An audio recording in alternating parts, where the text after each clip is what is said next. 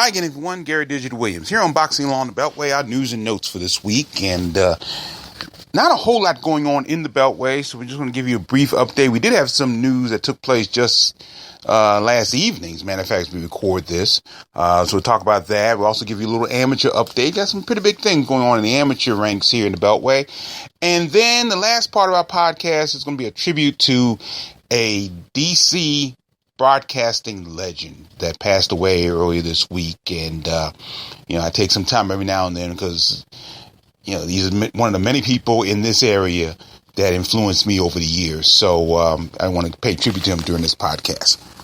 Beltway Boxing News and Notes brought to you by Real-Time Pain Relief from boxers to ballerinas for shoulder pain and muscle strain and everything in between. Boxing Law on the Beltway recommends Real-Time Pain Relief, the natural, plant-based, safe, fast, and effective ointment.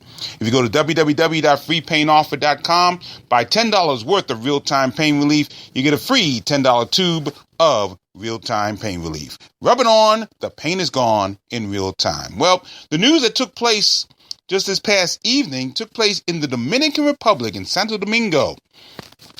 Undefeated Forestville, Maryland middleweight Alante Slizer Fox remained undefeated after scoring a stoppage over Yuri Millon Gonzalez of Hollywood, Florida. He originally is from Santo Domingo, and the bout took place at the Hotel Jaragua in Santo Domingo. Now, Fox, as many people, if you've seen Alante Fox, and of course his brother as well, Michael Fox, we know that Fox, because of his height, he's 6'5", he's going to have usually a pretty big height advantage over just about any boxer he fights in the middleweight division.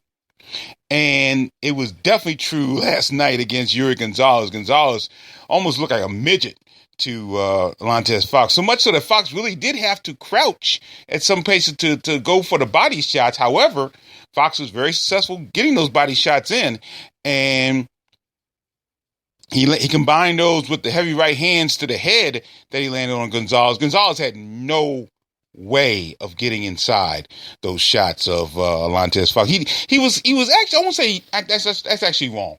He was successful in the first couple of rounds, maybe round and a half, but then you just see it. His offense just weaned as Fox continued to apply the pressure.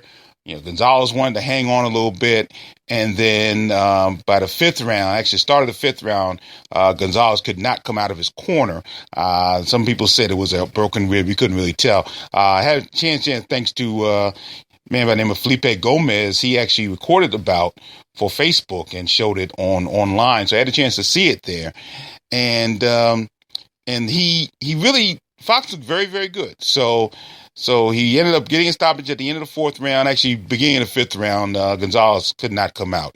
So Fox is now 23-0-1, 11 KOs. He's ranked number 14th in the world by both the WBA and the IBF, and he is the WBC silver middleweight champion as well. Oh, I'm sorry, the USNBC middleweight champion, WBC USNBC champion, and he's on his way, continues to be on his way. 23-0-1, 11 KOs. Gonzalez 24-10-1, 16 KOs. He loses 7 straight contests, and all 7 of those losses have come in the Dominican Republic, which is very interesting. He's fighting out of Hollywood, Florida, but he's fought the last 7 bouts in the Dominican Republic.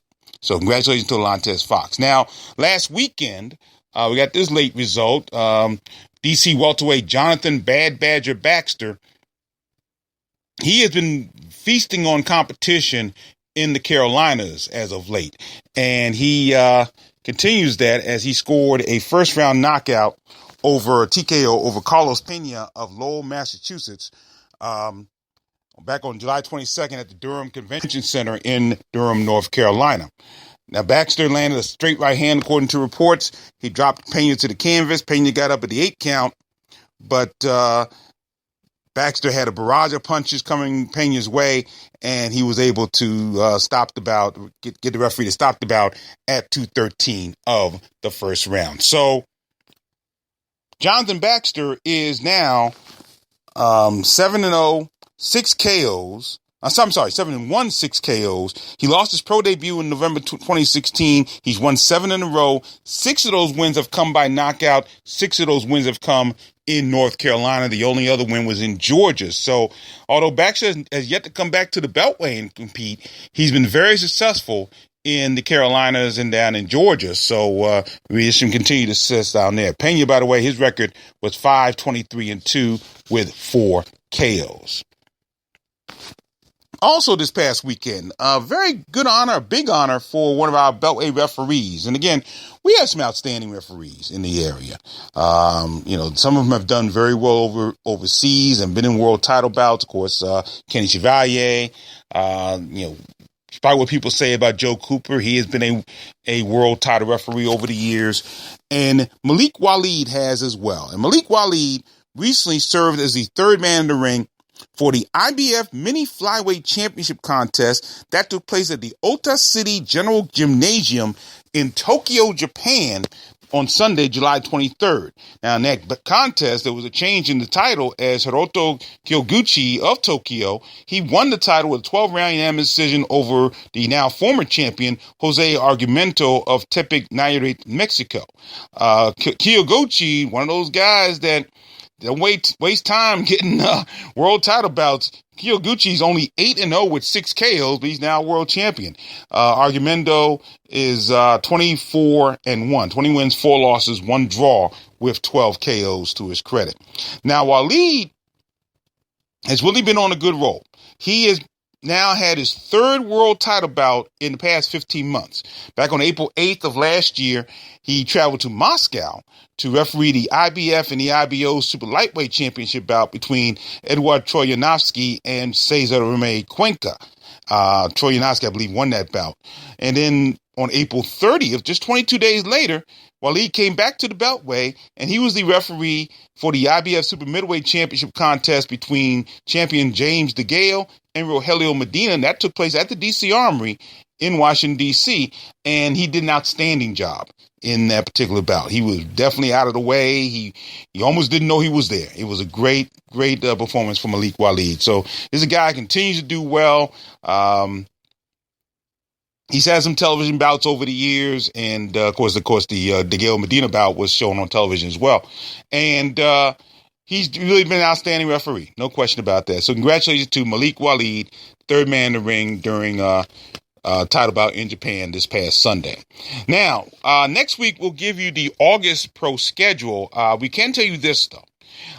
We talked about it last week. DeVar Hardy was scheduled to take on Antoine Akins on Friday, April 11th at the Sugar House Casino in Philadelphia, Pennsylvania. Well, that bout will not happen, and we can definitely go ahead and say that now because they've already put together a new main event for that particular card. But Hardy injured himself in training, so that bout's been called off. So that's a tough break. I think that was a good bout for DeVar Hardy, and been interesting to see where he stands. He's undefeated, of course, out of Frederick, Maryland. I think I said he was out of Rockville last week. He's actually out of Frederick, Maryland, by way of Iraq. And Hardy was just to make a big move with this particular bout, but that won't happen. So we will give you a full August schedule coming up next week. We do have 2 cards, one in D.C., one in Norfolk, Virginia on August 12th. And a number of our Beltway boxers will be traveling throughout the month as well. And, of course, we have some big amateur shows as well. The Mayor's Cup comes up in August, and then another big amateur card coming up in August as well. So we'll give you the full schedule next week here on the podcast. Now, speaking of amateur boxing, we do have a boxing card this coming Saturday, July 29th, at the Oxon Hill Staff Development Center. That's located on 7711 Livingston Road in Oxon Hill, Maryland. And the card begins at 3 o'clock. It's presented by the Oxon Hill Boxing Center. The main event will be female boxer Jada Davis. And tickets are on sale for $20. I believe they're at the door for that particular card. Now, I'm not sure if Jada Davis is connected to the Davis family. I'm not 100% sure. When I say the Davis family, I'm talking about Adrian Davis and Brenda Davis and Victor and Demetrius. I'm not sure whether or not she's connected to that family or not. Speaking of that family, you do want to continue to give our best wishes to Brenda Davis, She's really having a tough time with her health situation. So she's the first lady of amateur boxing, not only in this area, but probably around the country too, because she's one of the first females to really make inroads in amateur boxing in this country. So wish her the very best as well. So that's coming up on Saturday, July 29th, boxing card. And a lot of the boxers on this card, by the way, will be competing for the very first time in a boxing match. And that could be very interesting, as always. You don't know where the talent's coming from. And these guys could have some very good talent. Guys and gals may have some very good talent in this card coming up. So you may want to show that if you like amateur boxing. You may want to show up on that one. That's Saturday, July 29th, the Oxon Hill Staff Development Center, 7711 Livingston Road in Oxon Hill, Maryland. Card begins at 3 o'clock.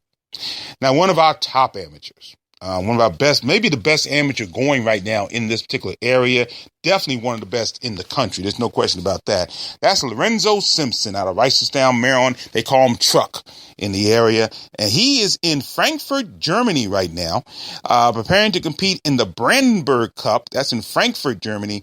That'll be held August 1st through the 5th. Actually, the competition gets underway on the 2nd. They have the draw on the 1st. Now, Simpson is highly accomplished already. He's a member of the United States Youth National Team. He is ranked number 1 in the country in the youth 165-pound class. Just a couple weeks ago, Simpson won the 165-pound championship at the Junior Olympics Youth and Prep Open Tournament in Charleston, West Virginia. He is a 6-time Silver Glove national champion. Only one other boxer has ever done that. That was Eric Hernandez, who's now an Olympian. Right after the Junior Olympics Youth and Prep Open, Simpson that was in Charleston, West Virginia. He then headed to the U.S. Olympic Training Center for Colorado Springs, Colorado, to train there. And now he's in Frankfurt, Germany right now. This is his first international competition. So this will be interesting to see what he does. And this is a different level now for Lorenzo Simpson. So we wish him the very best. We'll try to give our best coverage through USA Boxing of his results there. But that's an outstanding time for Lorenzo Simpson. So he's in Frankfurt, Germany right now for the Brandenburg Cup tournament that's taking place at the Sports Center Frankfurt in Germany. So best wishes to Lorenzo Truck Simpson.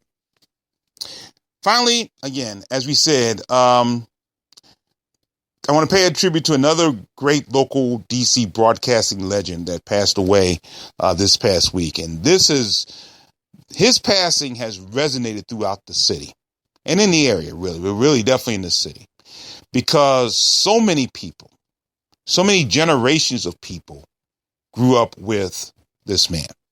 We're talking about a man by the name of Jim Vance. Jim Vance passed away from cancer on Sunday morning on July 23rd. Now, a few months prior to that, he announced that he had cancer, was going to try to work as much as he could through the cancer situation. But again, he succumbed to it this past week. I almost can't describe the impact Jim Vance has had in this city, in Washington, D.C. I'll be 54 in October. And for almost 50 of those years, Jim Vance has been here in Washington, D.C. He's originally from Philadelphia. He was a high school teacher there for a while, and then he got into broadcasting, came to D.C. in 1969, came to our NBC affiliate here, Channel 4, WRC TV, Channel 4, and he never left. He became an anchor in the early 70s. And then you see, you got to understand about this area, D.C. D.C. was very progressive when it came to hiring African-American news anchors in this city. Many cities around the country weren't this progressive.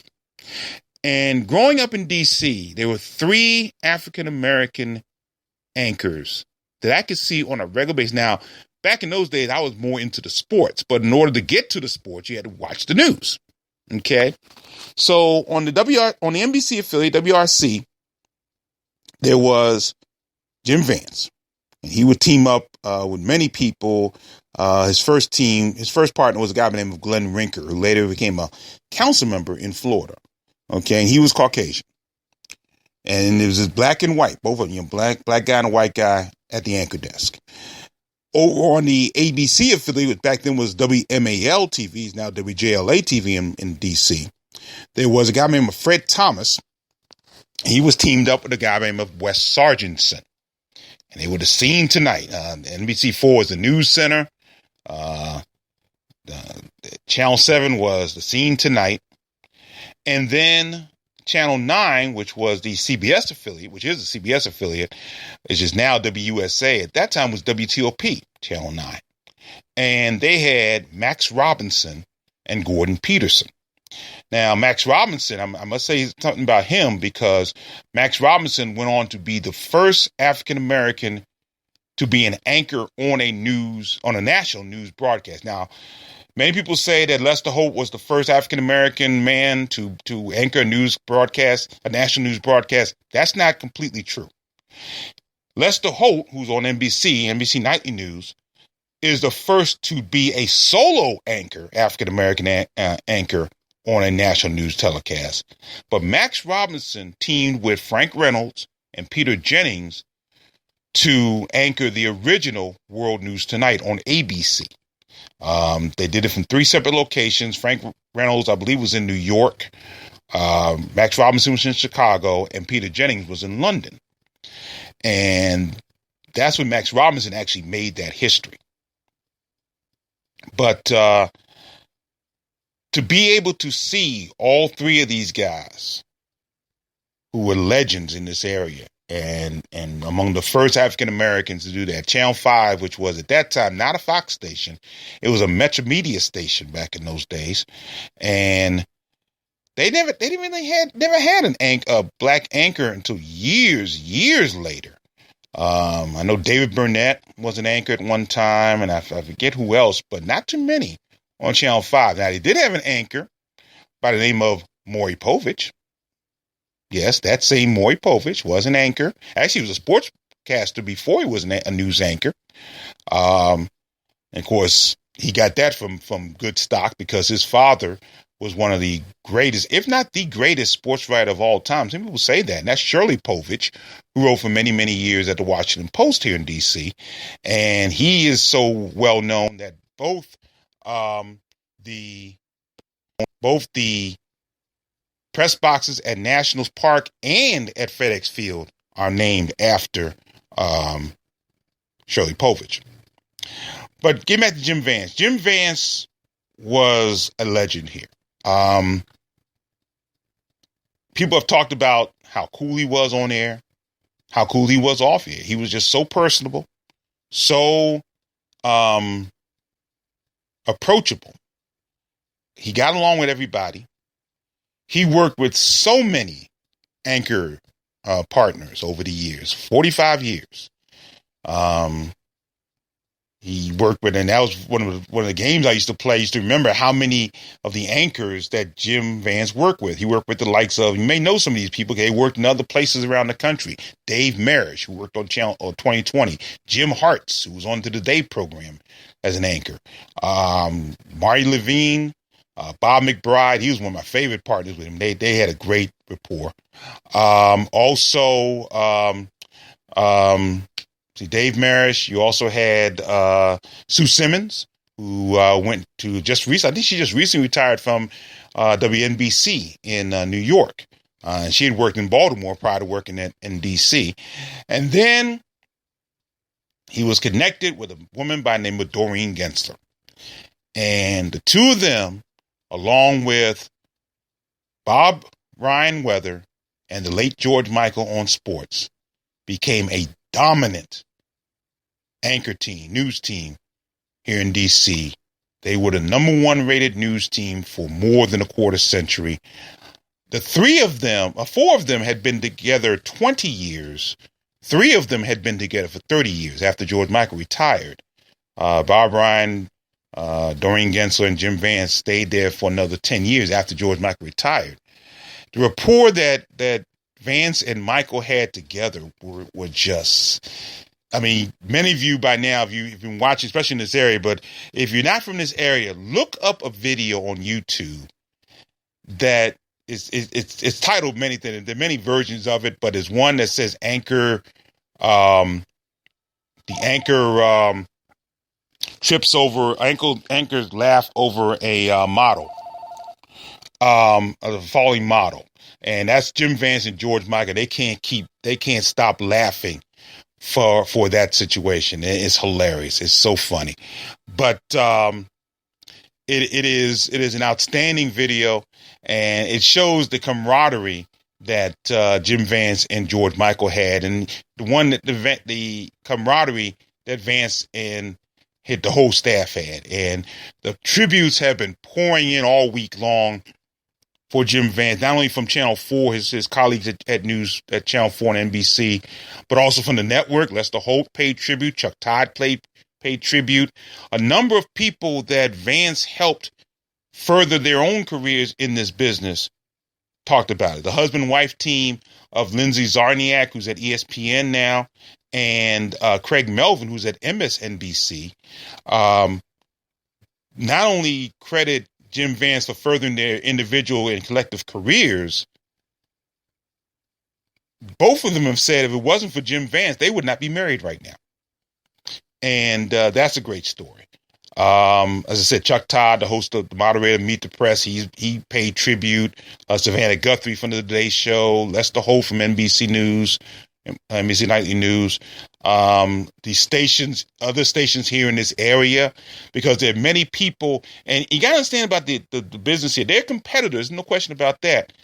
But a lot of the folks in the broadcasting community here in this city are good friends of each other and admirers of each other's work.